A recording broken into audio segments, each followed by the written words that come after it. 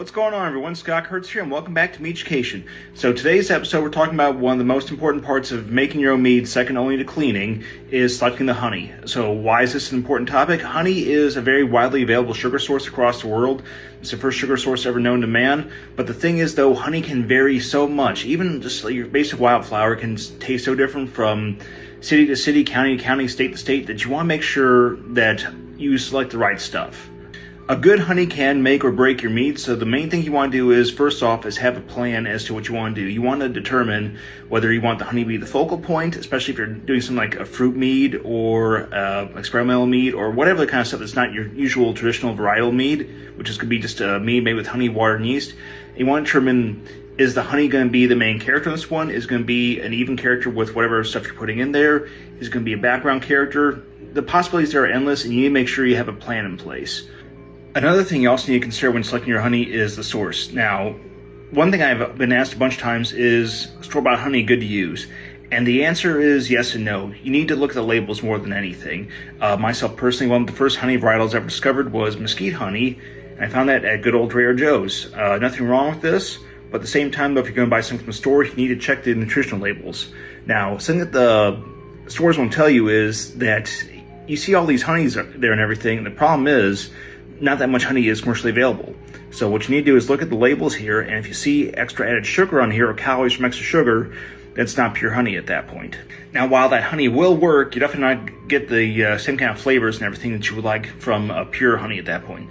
So my thing, if you've known me for a while and been following my journey, I'm always a big advocate of buying local. So definitely go into your local farmers markets and looking for local vendors. Like one of my personal favorites, Blessed Bee out of Waterloo, Illinois. There's personal favorite. They always have some good varieties there. Or just contacting your local beekeepers. That also gives you a chance to buy stuff in bulk, like this 1 gallon jug here, for a better price than buying a bunch of little, whatever size this is.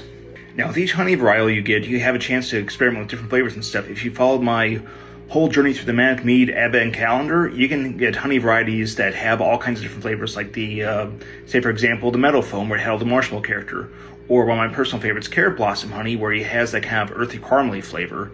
You want to determine if those are the characters you want to have in your mead, something that you want to kind of pair off with different flavors, or if you're doing a traditional mead, if you want that to be your main focal point.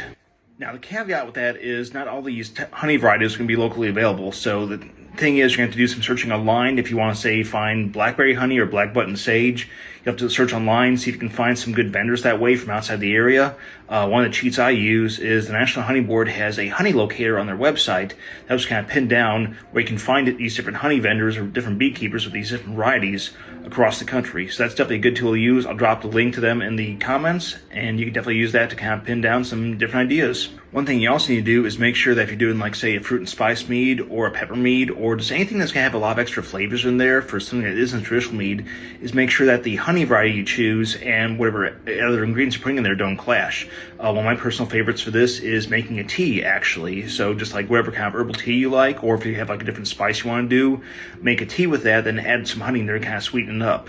That way you get an idea of what the flavors will be like, so that way you're not wasting a whole bunch of honey at one time, and you're saving yourself some cash, and also, with these cold ones still being here, have a nice, warm, tasty beverage.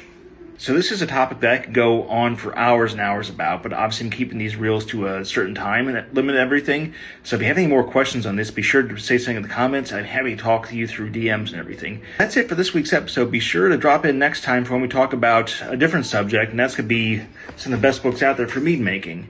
Anyways, thanks for tuning in today. Be sure to like, comment, and subscribe.